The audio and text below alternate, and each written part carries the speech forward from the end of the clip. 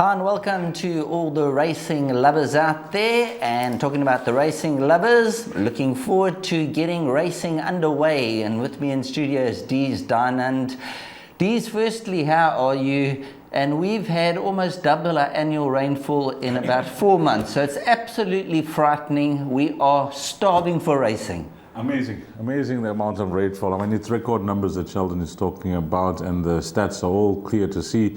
Inclement weather around the country, interruption of racing, but hopefully we get things away at Hollywoodbets Scottsville on Sunday. I trust that you, the valued racing fan, as well. It's a pleasure being in your company alongside Sheldon. And let's get straight into it for race number 1, which does kick off the exotics with the 8 races carded. It's a feature race day as well. It's a maiden juvenile plate, 12:30 at Hollywoodbets Scottsville, over 1,000 meters. And we got a rerun for you, race 1.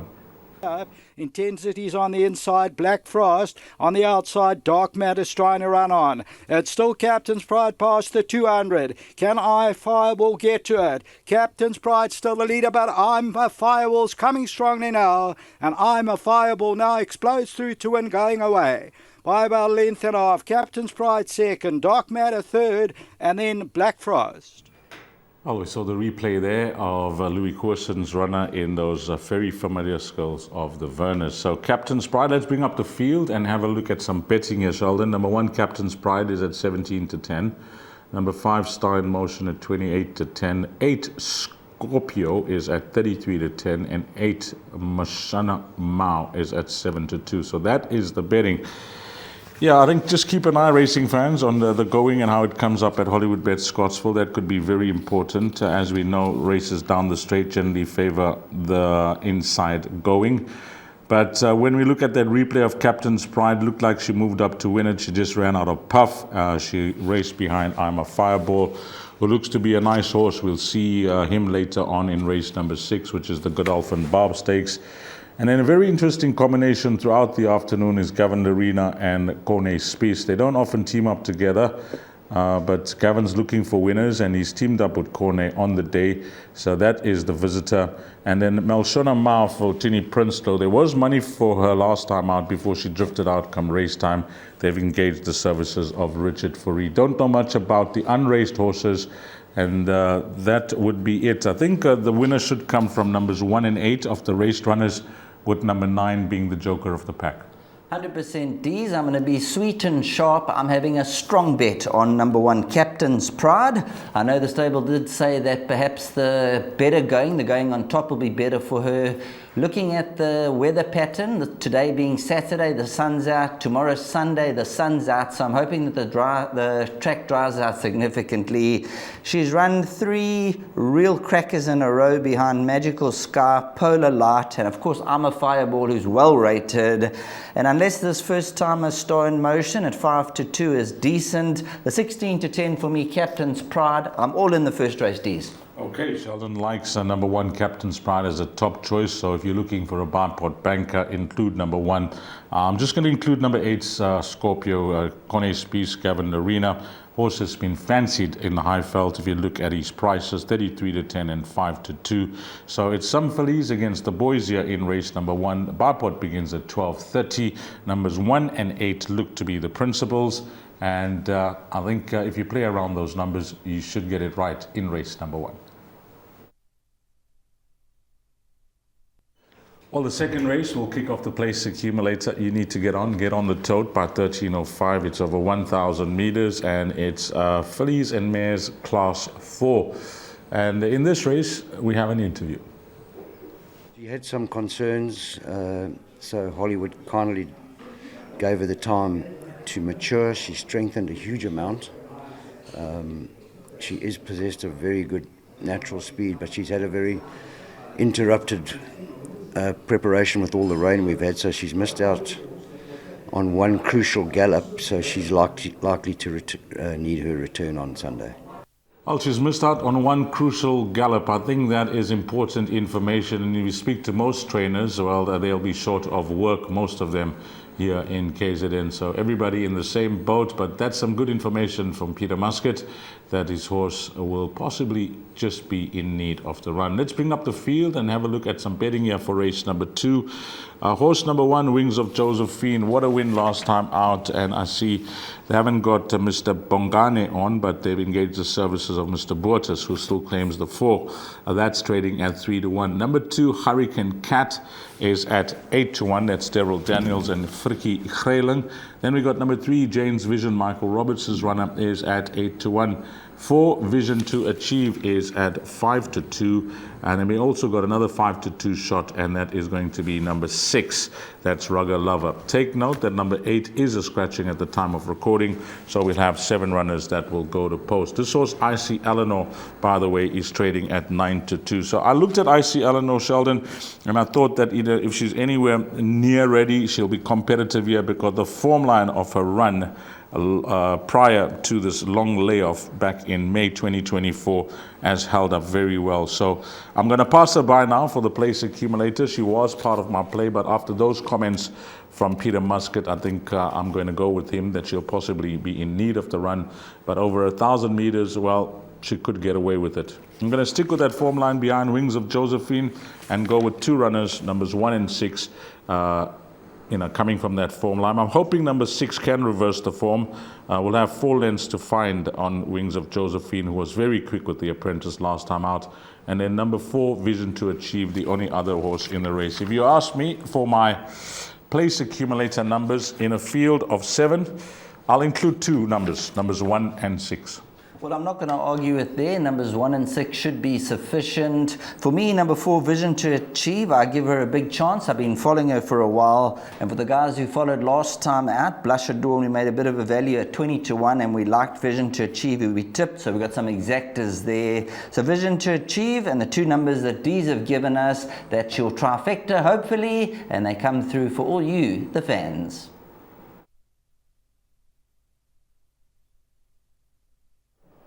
As we jump into the paddock for race number 3 over 1,400 meters, all things being equal, 13:40 will be the carded off time. And just having a look at the early time of recording, there are no scratchings. Number 9, Phil the Fluter, Andrew Fortune for the Robert Claassen stable, from 18-10 down 14-10. Number 12, Bright Sunny Day, which we have today and hopefully Sunday as well, 33-10. Number 6, Sergeant Socrat went out 6 and 7-1, back down 5-1, and then 8-1, and betted the rest. Dees, what do you make about number 9, Phil the Fluter, the 3-year-old gelding from the Robert Claassen stable? And what more do we have to say about Andrew Fortune? He's absolutely riding the crest of a wave. Flying. Wherever he's riding, he is absolutely flying, and he's getting support for some very good yards. I think this horse, first run for Robin Claassen, the betting says it all, actually opened up 17-10, backed 14-10. There's money about. Cape Town form, and that last start in Gqeberha when tried over 1,600 meters was the odds-on shot. That day, luckless at the start. I watched that race, and the way he was finishing off, I think from draw number 9, even if given a chance by Andrew Fortune, who I think will actually suit this horse nicely. Just looking at the balance of the field, there's very little form to recommend here. Some of them are battling, others have had many chances. There will be improvement to come from a few that have had 1 or 2 runs. But I think Robin Claassen could be spot on the way she's placed this horse. And she races with the tongue tie off. So number 9, a worthy favourite. But I'm not going to discount the chances of one other runner here for the pick 6. So I'm hoping for a form result. And a horse that's also drawn wide, and that's Bright Sunny Day, has drifted out now with the support coming for number 9 from 28-10 into 33-10. I pulled out the form line of that last start behind Serpentine Fire. Ruby Rising, Katavar come out to win. Just a wide draw to overcome. But having watched this horse over shorter, I think this type of distance, 200 meters further, will suit him nicely. So if you're pressing me for one more choice, at the top of the show, I mentioned, watch this combination of Spies and Lorena. There could be more to come from number 6. So PA, 9 and 12, pick 6, I'll include 6. There we go. Deez has given you his numbers, and hopefully they come to fruition and they end up in the first, second, third, and fourth box if we're lucky.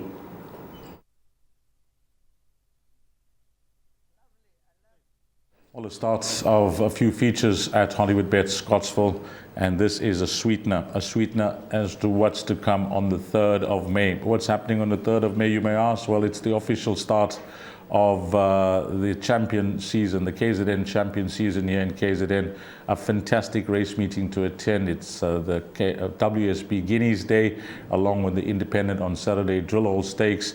And just yesterday, I say just yesterday because this show being recorded on Saturday, it was the first entries for the Hollywoodbets Durbanville. So everything's happening in the province. And this is it, race number 4, start of the jackpot, the in full flight handicap listed race over 1,100 meters. You need to get on by 14:15. And before we have a look at race number 4, we got a rerun and some interviews. And now getting the shake up. 300 meters to go. And the leader, Celtic Beauty, Shyfolia, Teflon Man, Good Traveller on the inside. Then Mr. Master Starter, Teflon Man, Celtic Beauty on the inside, Good Traveller. African Skylines come from nowhere. And it's Teflon Man, African Skyline, a big runner. African Skyline and Teflon Man. Teflon Man won at African Skyline. Third place, Mr. Master Starter and Good Traveller. Yes, he's a lovely horse. He hasn't done anything wrong to date. Basically, he was very green at his first start in Cape Town, but then won his second start at Maritzburg, and then won impressively after having a concern as a 2-year-old. So he was off for nearly, I think it was a year. He is under sufferance at the weights on Sunday, but by the same token, he might be under the radar from a rating perspective. His pedigree suggests he shouldn't sprint. However, he's got a high cruising speed. So Sunday will tell us which direction basically we need to head with him, whether we focus on the sprints or we step him up in trip as his pedigree suggests. But the horse has done nothing wrong. He's in good order, and I expect a pleasing run from him. Yeah, he's having his first run for us. We're going to learn a lot from this run. I think it's too short for him. So just want to see him finishing the race off strongly, and he'll benefit a lot from the run, and it'll be interesting to see how he progresses in his second and third start. Now, some valuable information coming through there from both Matthew and Peter. Matthew suggesting that their runner will be possibly in need of the run. They're getting to know him better. That's number 4, We Can Go All Night, who comes from Cape Town, from Vaughan Marshall. So keep an eye on that horse for races to come. And Peter is giving us a clue there, and the clue is simply, how do we look at this horse's rating? Because he is under sufferance, but could he be higher than his mark? I'm going to actually go with him being higher than the mark here, Sheldon. I think that this horse is very capable of achieving much better than a 92, especially watching him win last time out. It was a long break. You know, horses that come off that long a layoff generally need a run or two before they come to hand. And this horse, I think, class pulled him through because he made that field look very ordinary. So I was impressed with that win. I wouldn't be leaving him out of the pick 6. Trainer Dean Canamare's got a strong hand in the race with numbers 5 and 8. Of the 2, I'm clearly in the camp of number 8, Teflon Man, who I've always been a fan of. He's a horse that's a 5-time winner from 17 runs. We saw him win that race and win it with guts. Number 3, Otanigua for Andre Nell and Platinum Racing. Go and have a look at the replay of his last starts. 1,400 meters, he did not settle. He did not help Serena Moodley. Still ran a fair race. At this stage of his career, I think sprinting could be his game. And then one more runner, the filly. This horse, Fastnet Filly, for Brett and James Crawford. She does bring some solid form lines into the race, and they may have found a nice type of race for her. Shrewdly placed, I think, by the stable with a very low weight of 52 kgs. So if you ask me for my pick 6 numbers, in numerical order, they're going to be 1, 3, 5, 7, and 8. And if you ask me for a roving banker in the race, I'm going to take a stab here and go with number 3, Otanigua, because having watched him race over 1400 last time out, Sheldon, I think, this could be the value in the race. Before I pass the baton over to you, the betting is number 1, Isebe Vavane at 8-1. Horse number 5, Outlaw King at 6-1. Number 7, Fastnet Philly at 5-1. 8, Teflon Man at 33-10. Number 11, King of the Gauls at 7-1. 12, Chocolate Soldier at 8-1. And there's some money for number 14, Roman Agent, from 20-1 into 14-1. My Roving Banker, number 3, Otanigua, 10-1. Well, there we go. That could be the value Otaniqua. And just before we wrap up, I think this is going to be a race that comes down to tactics, because a horse like Otaniqua, I don't think they're going to try and restrain this individual. They're going to press forward and be in the vanguard. And we know in the Hollywoodbets Scottsville track, they move towards the inside, they shift towards the inside, and both Outlaw King and Teflon Man, they're going to need some luck in the running, especially Teflon Man. He's had a few hard luck stories, but I do think the Calumet outfit has a strong hand. And then Otaniqua, and if you're looking for the roughie, number 14, Roman Agent, for the back end of the quartets. But Dean Calumet has a very strong hand, and these could be on the button with number 3, Otaniqua, could be out of the scrum.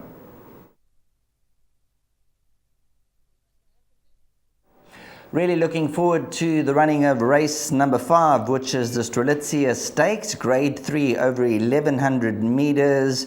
And this is the turn of the fillies to strut their stuff, the 2-year-old young up-and-coming individuals.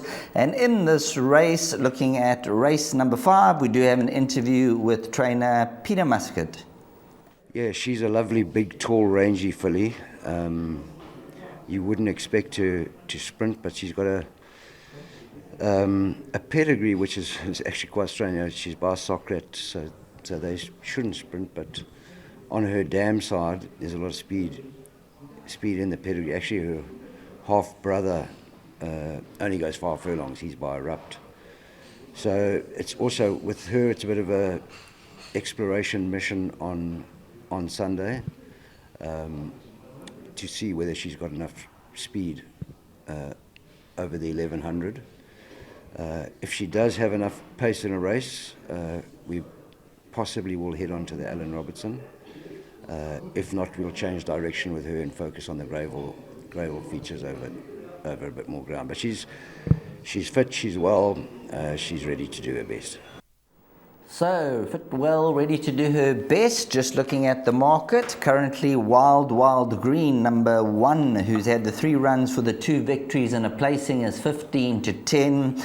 The money has come for number 3, Jordash, from the Peter Muscat stable, from 7-2 down 5-2, and that was a runaway maiden victory. And then after that, the Dutch horse, number 4, that is from the Dean Calumet stable, very impressive, didn't beat much, but on that occasion was well fancied, is currently 9-2. So those are the 3 in the betting.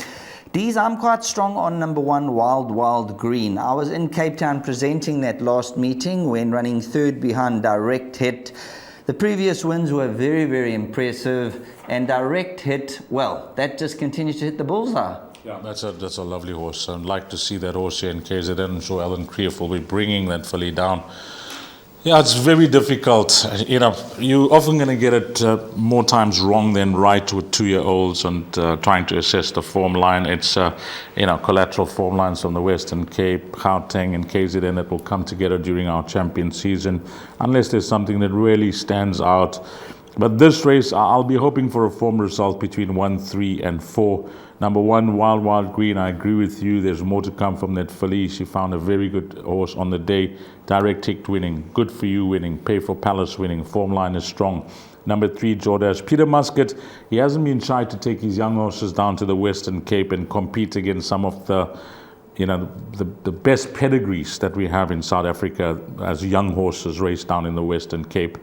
So he went down there with this filly, and we're going to talk about another horse to come called Military Command that I really fancy in the next race. But this horse, Jordash, I think there's more to come. And then Kokonov for Dean Calumet, the money was down, and the horse won in an absolute canter. You know, the way this filly won, she didn't beat much, I must add, but how much more to come from her. And Dean Canamare's got some lovely young horses as well. So numbers 1, 3, and 4 in all bets. Nothing fancy, nothing creative. Form result for me in race number 5. Races 5, 6, 7, and 8 will be jackpot 2. If you had to press me for an outright choice, between numbers 1 and 3, I think the winner will come from one of those 2 Cape Town form lines, etc. But yeah, maybe number 1, Wild Green. But the money on number 3, Jordash, does tell a story. The early anti-support. Yes, that early anti-post support, and we know the Peter Muscat stable, when they put the money down, more often than not, they're in the winner's enclosure. But in the Strelitzia Stakes, Grade 3, mouth-watering, just to set the scene for champion season and the great weeks and months we got ahead in KwaZulu-Natal with all the Grade 1s, the Hollywoodbets Durbanville coming up. I'm going to be in the camp of number 1, Wild Green, and hopefully this is an up-and-coming superstar.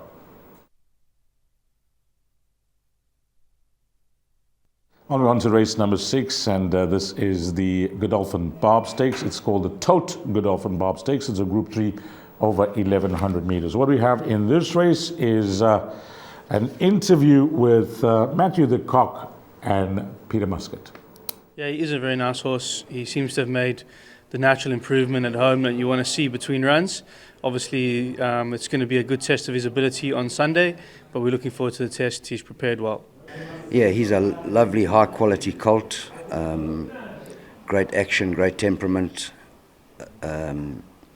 very high cruising speed. He flies out the gates, and he had them all off the bit a long way out in the Cape Slipper. He's worked solidly heading into the race. I have left a little bit of meat on the bone with him to take improvement out of the race, but he looks like he's going to be competitive. Okay, we mentioned about 2-year-olds, young horses, how they improve. We spoke about how difficult it is to try and work out the form lines. But I also mentioned that one will stand out on your assessment of the form, and this is the horse for me. This is a horse that has stood out as a youngster down in the Western Cape, and I must compliment Peter Muscat. I mentioned that he hasn't been shy to travel these horses down and compete with those great pedigrees that they have as young horses. So when they're starting off their careers, it is one of the toughest centers in the country to win as a young horse, because they got some highly competitive youngsters there with some super pedigrees. But this horse, Military Command, I'll give you the betting first. Number 1, Armour Fireball, is at 18-10. Then we got number 3, Malmesbury Missile, at 7-1. Number 5, Military Command, is at even money. And I don't disagree with the fixed odds betting market having this horse short and tight in the betting. And when I look at the way he is going to be presented on the day and the way he's going to race on the day, I must agree with Peter Muscat.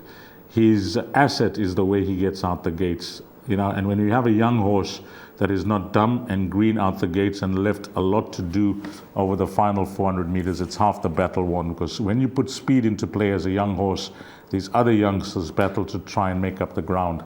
So I think that is his asset. I like him a lot. I'm going to make him a 5-star bet on the day. I respect the other runners, namely numbers 1 and 3. But you have to take a stance with these young horses. Often we find during our KZN champion season, as we build up into what Peter mentioned, the Allen Robertson or the gold medallion, then we go into the golden slipper and the golden horseshoe, and then on the last day of the season we have the 1600 meter race, the Itequini, I think it's now Dougie White Itequini, and the Premier's Champions Stakes Challenge. Those races, as we build up into them, there'll be a horse that will grab your attention that's vying for 2-year-old champion status. I think this horse is, I don't know distance-wise, but when you put speed into play, it's this race and the gold medallion. Yes, looking at this individual, Military Command, we know that Peter Muscat runs his stable with military precision. Each and every stone is turned over. There's no stone unturned when it comes down to professionalism. You're 100% right about the Cape Town form. There's some really young, good youngsters out there. I mean, it's like a conveyor belt. They send them out one after another. Whereas in KwaZulu-Natal, they've been tested, but not against such strong horses. Armour Fireball and those other horses, they're very good horses. They could be anything in the making. Unbeaten horses, Fortress of Fire, they could be anything. But when push comes down to shove, Military Command, he looks to be the real deal. That's it. If he's the real deal for Sheldon, he's a 5-star bet for me. I think in summarizing, all we're saying is that if you're looking for a banker in Jackpot 2, the Pick 6 and the Play 6 accumulator, hopefully it's Military Command in race number 6, horse number 5. And this is the Dolphin Bob Stakes, a Group 3 over 1100 meters. It's for a stake of 300,000. Then a race for 2 reasons that I'm really looking forward to is race number 7, the Dennis Dreyer Poinsettia Stakes, which is grade 3, and this will be run over 1200 meters down the lane.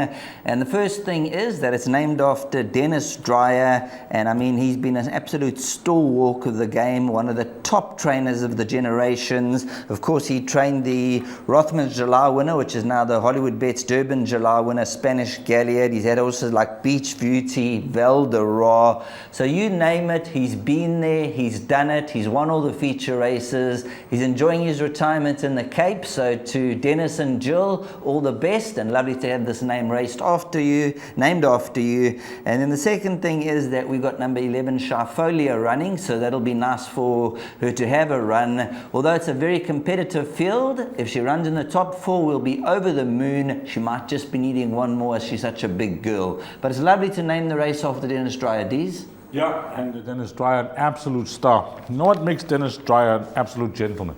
His initials, DD. Dees done it. That's it. Yeah, Dennis. Nah, Dennis is a wonderful guy. I mean, still keep in contact with him. And yeah, Dennis, hopefully, maybe he'll be on the course. I don't know. Maybe he could be on the course. He's based in Cape Town now. And we know that Stuart Ferry has taken over from him, and he's, of course, done an excellent job. So let's get straight into it. Race number 7, 1200 meters. As we put up the field, some betting for you, the valued racing fan. Number 2, Summer Lily, 7-1. 4 is Rockapina at 28-10. 8, Asia Pambili at 4-1. Number 10, Symphony in White at 8-1. And 12, Gimme's Countess at 4-1. So I've managed to narrow my selections down. A quality field. I must say, what a nice race it's going to turn out to be, this Group 3. Justin Snate, Summer Lily, don't read anything into that Olympic Duel Stakes last time out. She was back. She was the favorite. She ran no type of race. Not her run. You'll see much better. Form line has held up well. For Rockapina, I think that she is, the right horse at the top of betting boards. 14 and 1600 last 2 runs. She's run well, but at this stage of the game, she could be best over a sprint trip because that's where 2 wins have been over. This horse, My Sensation, where is she in the betting? And My Sensation is trading at 14-1. This is Lucinda Woodruff. That's my roughie. I like this as the roughie for the Pick 6. Good winner last time out, and I think she put that penultimate run behind her. I know Lucinda rates the horse. Asia Pambili, we know how good she is. She's now back with Duncan Howells. She's a horse that you'll get an absolute game run for your money. And then I am not going to throw this horse out. Number 12, Gimme's Countess. She just races in a manner that has cost her in the past. You don't want to change anything with her. They tried to last time out where she got into the race early. She ran a good race. But from day dot, when she started off her racing in KZN, she's been rated by the yard. And I don't want to discount her chances for the Pick 6. So in numerical order, my numbers will be 1, 4, 5, 8, and 12. If you ask me for a roving banker in the race, I'm going to go against the Grania and go with number 5, My Sensation, at 14-1. As a nice horse to include in all bets. And that's the type of roughie you're looking for with, roving banker, 14-1 shot, 53.5 kgs on her back. Well, we're all in the game to make money. We all read the race cards differently, but when the presenters find horses like these, you've got to take note of them, throw them into the calculations, and I like the thoughts that Dees has about this individual. Now, number 4, Rockapina. You were chatting about the sprint distances. I was in Cape Town that day, from 3-1 down, 9-10, 8-10. The boys had doubles, trebles, quads running. And the way she got interfered with, she was terribly interfered with on the inside. And usually people go up the carts in Table Mountain. They were rolling down Table Mountain, the punters, after she got beat. So, yeah, shame, man, for the guys Rockapina. I actually watched that race. Luckless in the running, went back. I thought that she was a good thing. She's starting off her engine here in KZN over this sprint trip of 1,200 meters. And if you watch a race over 1,400 meters and the way things didn't work out for her, this track and trip, which is a stiff 1,200 meters at Hollywoodbets Scottsville, could be ideal for her. So she's the right horse at the top of betting boards, number 4, Rockapina. But of the balance of the runners, well, we are going to be including number 2, 5, 8, and 12, unless you like anything else for quartets and trifectas. You think we should be good at numbers 2, 4, 5, 8, and 12? 2, 4, 5, 8, and 12. Let's just have a look there. I think we should be safe there. Your horse, Saifolia, I say your horse with Garrett Van Zyl, more of a place chance in this type of company. Yes, Dee's more of a place chance. She had quite a setback before her last run, so you can't ignore that last run. But she's such a big mare. She's so big. The work at the moment, there hasn't been much work around, so maybe the back end of the quartets, very tough field, but we'll be boxing along. Yeah, we'll be for some black type. That really will be nice because it is a graded race and you run into the money, you earn some black type, you enhance your pedigree, and all the best to all in race number 7, and it's a nice quartet to catch. Well, race number 8 is the Hollywoodbets Bright Future Class 3 over 1,400 meters. And if you see what's happening in Hollywoodbets country, Gold Circle country, when it comes to everything and anything around the race course, especially here at Hollywoodbets Greyville, it certainly looks like a bright future for all. Race number 8, what do we have here? We have Bristol Hercules rerun and an interview with Matthew de Kock and Peter Muscat. Bristol Hercules, Royal Swan Master starting to run on. It's Capsizen still the leader. Last one standing, Royal Swan Master, officer in command, and towards the outside also trying to get into the Sundance Kid. Last one standing, Capsizen's fighting right back. Capsizen, what a courageous victory won it. Second, last one standing, Bristol Hercules, maybe Royal Swan Master. Yeah, he's quite a nice horse. I think 1,400 is a little bit on the sharp side for him, so he's going to make a bit of improvement from the run. But in saying that, he's not far off peak fitness, so I think he can acquit himself well. Yeah, he should be spot on come Sunday. He has a good draw for a change. He's 2 runs here in KZN. He's had bad draws, so that's been detrimental to his chances. So from a good draw, he can tactically position himself better, and he should be nice and competitive. Yeah, I think Shoefeller's going to need the run, and his better form is on the poly track, so this run's going to be just a come-on run for him, and we'll be targeting some poly track races. Yeah, he won his penultimate start under a brilliant ride from Andrew Fortune, dictating his fractions perfectly, and then he came out and run a nice race at his last start. He has performed well at Scottsville before. He's a little bit awkwardly drawn. I think he's drawn at 8. But he has very good natural gate speed, so I don't think that's too much of a concern. He may end up doing the same and dictating fractions up front if nothing else is going to go. But he's worked well, and he appears to be in a good space in himself. It's a very competitive race, but he should be involved. Yeah, he loves the distance. Unfortunately, he's drawn terribly, so that's going to not enhance his chances at all. You're going to need a lot of luck, but he was a strong finisher last start, and hopefully with a bit of luck in running he can come over the top of them. Well, my advice is to keep some money for the 8th race, especially if you're a quartet player like I am. In fact, what I'm going to do is when I arrive on course, I will be on course, I'm not working, but I'll stay for a few races before I leave because I am in Pietermaritzburg in St. Duzi over the weekend with family. I will play the quartet first, Sheldon, before I do anything else on the day because, you don't want to be left hanging with nothing in the 8th race. And how are you going to structure your quartet so we're not left hanging in race number 8? Well, I'm going to go around the 3 or 4 runners for first position, add in runners for second and third. I'll give you my selections for that first spot, but firstly, let's go to the field and the betting. Number 2, Bristol Hercules is at 11 to 10. Then we got horse number 8, Nelson Bay, at 7 to 1. Then number 11, King of Spin, at 6 to 1. 13, Rich Folks Hoax at 3 to 1. And it's double figures the balance. For the place accumulator, I'm taking a chance with 2 runners. Bristol Hercules for Matthew and Mike de Kock. I think this 1400 meter trip with Richard up from draw 2 did stay on nicely behind Capsaicin. I hear Matthew when he says it's still maybe on the sharp side, but the track may just be coming up soft on the day, which will make it more testing. And this horse has won in the wet, and I think 1400 will suit him. Rich Folks Hoax is the other horse for the place accumulator. Yeah, last time out, Quandary was a gutsy winner for Garrett Van Zyl, but this horse was fighting all the way to the line. 1200, too short for him. 54 kgs is what really grabs my attention with this 3-year-old. 54 kgs, not the bad draw. The bad draw I'm not concerned about. I think that will suit this horse and Craig Zaki ideally. He will give him a chance. This will be one of the faster finishers in the race. So those are going to be my PA numbers, numbers 2 and 13. What I will be adding for first position for the quartet, and this is at 12-1.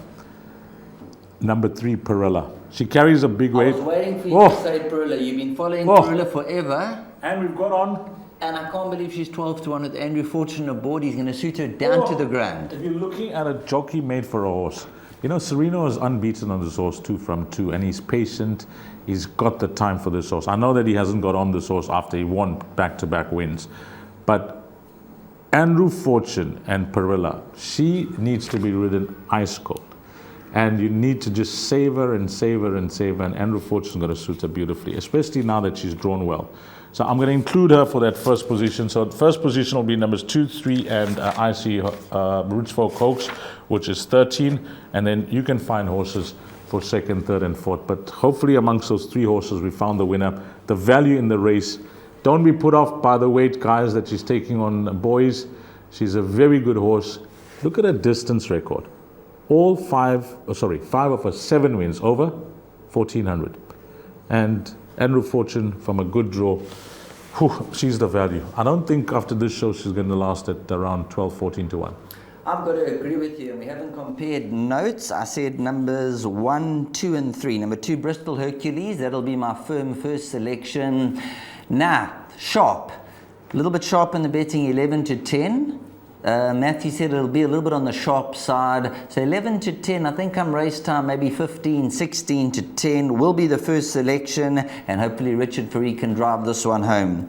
But number 3, Perilla. She's a 5-year-old grey mare, and I'm telling you, there was a horse the other day that Rachel Venica couldn't ride, and they had to find a replacement ride, and it's a horse that hangs in and hangs around. It takes a certain type of ride, and Sipasetle Lengua gave it a perfect ride. And if there's a match made in heaven, Pongola, that's the one. I liked Pongola strong, and I just wanted to know that the correct jockey was on. Perilla, Andrew Fortune, the way he sits and he smutses, she's going to absolutely cruise through them. I actually won't be surprised if he doesn't use a stick on her. Yes, that's the type of horse she is. She likes to be built up her confidence, and all he does is he looks around, a little tap, and then he gives the seal of approval, waves his opposition, bye-bye. That's it. So Perilla, the value in race number 8 at 12-1. Bristol Hercules and Rich Folks Hoax are the horses that you will include. So 2, 3, and 13. Play around those numbers. Been an absolute pleasure doing the show with Sheldon Peters, and to the Gallop TV team as well, and to you, the valued racing fan, for Sheldon Peters and myself, Dees Dine, and have a blast, find all the winners. Hopefully it turns out to be a wonderful day for you if you are racing at Hollywoodbets Scottsville, and until we meet again, you take care. Salani Gashle.